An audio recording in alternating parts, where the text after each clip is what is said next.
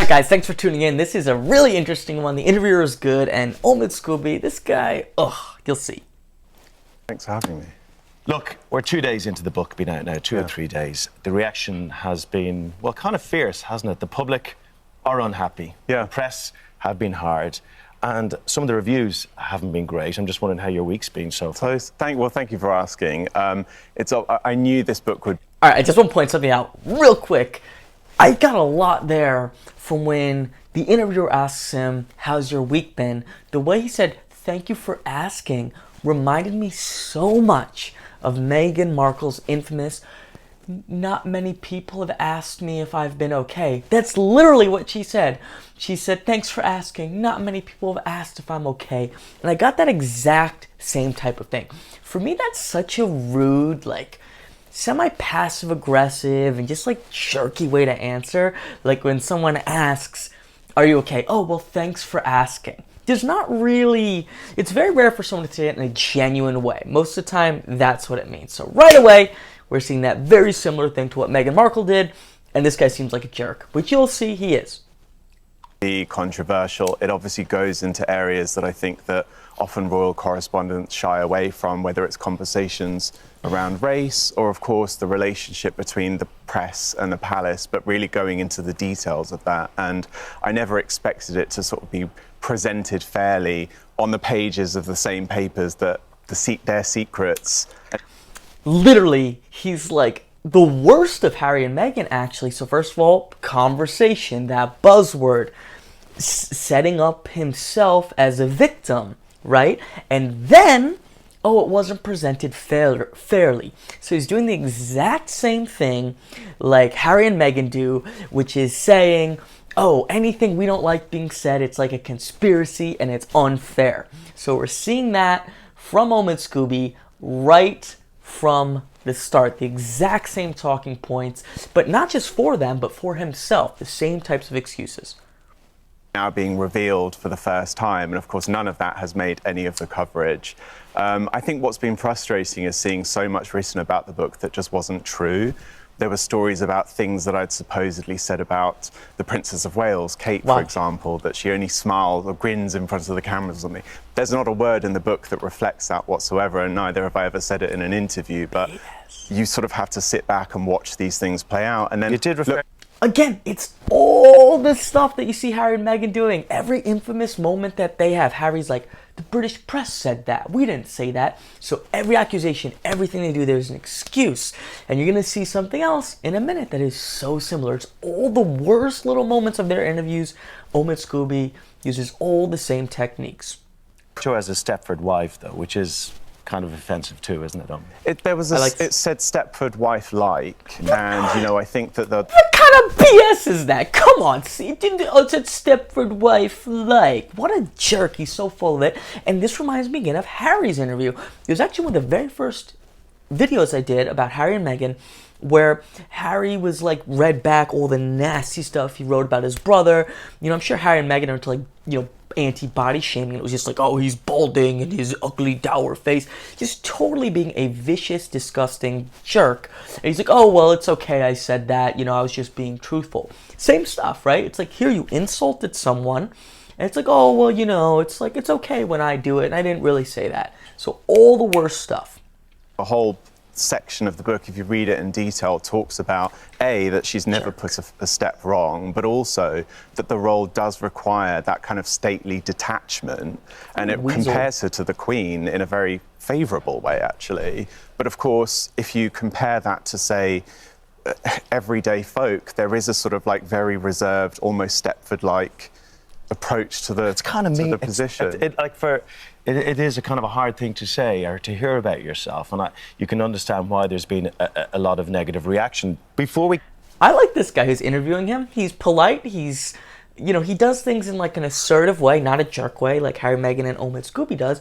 But he's being real. He's no, you called her a Stepford wife. Yes, you did, and that is a mean thing. And he's so weaselly, this guy. Look at his expressions. He very getting people behind their back, right? Then when he's asked, he's oh, I didn't say that, I'm nice. It's yes, you did. You're attacking people. You're doing all these things. And that, I think, is what's so annoying with so much of this stuff is there's no honesty. Like an upfront jerk, you can appreciate a lot more than stuff like this. This guy is very weaselly and very dishonest. Get into the meat and veg of the book, though, if you don't mind. A lot of it feels like a bit of a hatchet job against the royal family, okay? And, you know, Harry and Meghan, they kind of are largely untouched from negativity from your pen in this. So, you know, a lot of the speculation is that you are a mouthpiece for Harry and Meghan. So what is your relationship with Harry and Meghan at the moment? I'm not their friend. I've never sat down with Meghan privately for interviews. I've never exchanged information with Meghan. This is huge. This is a massive giveaway. So, the interviewer says, people are saying you're a mouthpiece for Harry and Meghan. And he just says, I've never sat down with Meghan. I haven't exchanged information with Meghan. He doesn't say Harry and Meghan. So that creates the question, if you've not sat down with either of them, wouldn't they both be the same, right? Like, why would you say, oh, I've not sat down with Harry and Meghan or with either of them? So what that says to me is I did sit down with Meghan, and I'm just going to directly lie the same techniques that Meghan tends to use, which is instead of saying I did sit down with Meghan, I'm going to say I did not sit down with Meghan, right? Hopefully I'm making sense.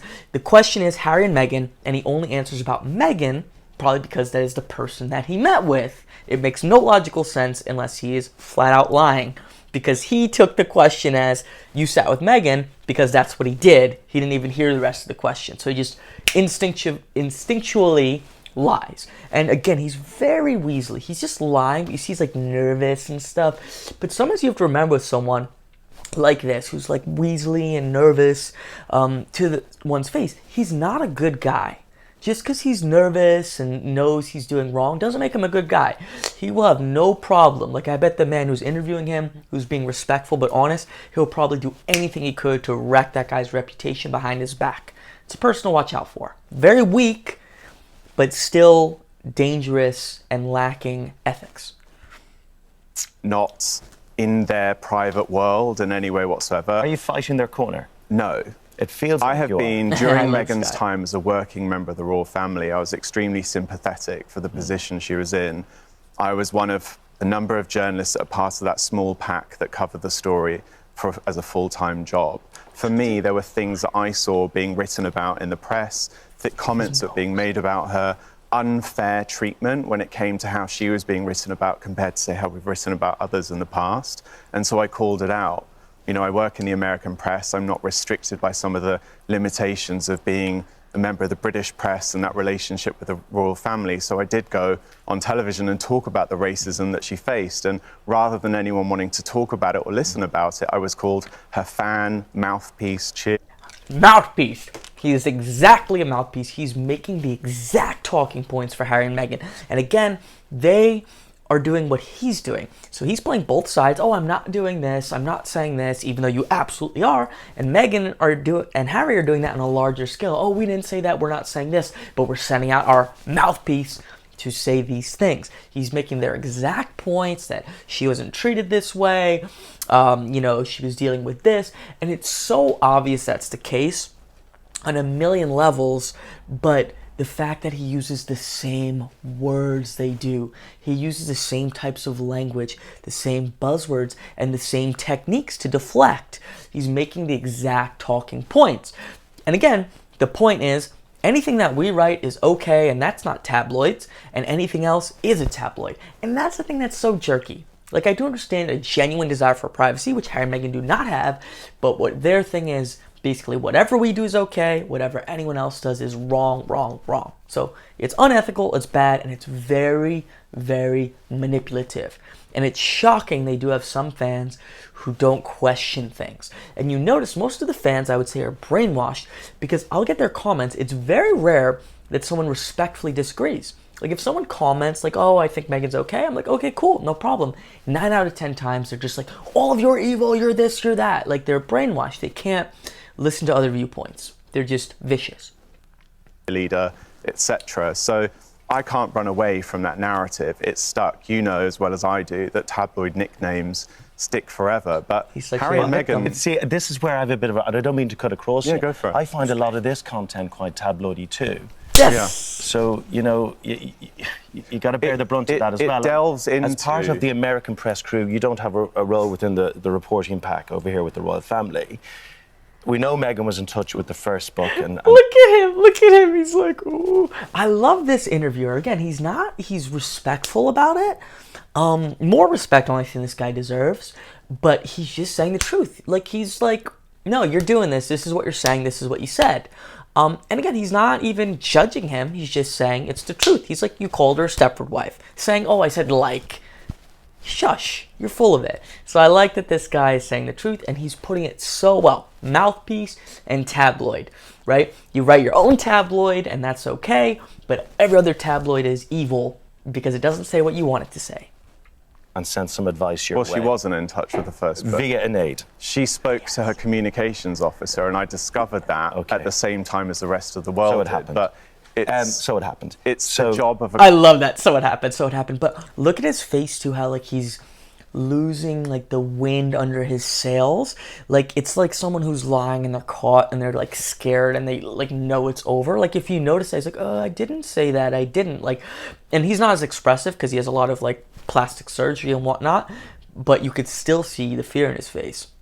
Communications officer at the palace to deal with the press. But if you're not dealing with them, it would be very surprising that any of her staff or aides would talk to you. So people are questioning your... That is so on the money. Very good. And this guy's just a liar. He uses semantics to get around things. Let me know if I messed that word up. And thanks for watching, everybody. Subscribe if you've not. We have a lot of viewers who are subscribed, which is amazing. But a few of you are watching all the videos but not subscribed. I can see it on the YouTube stats. Take care.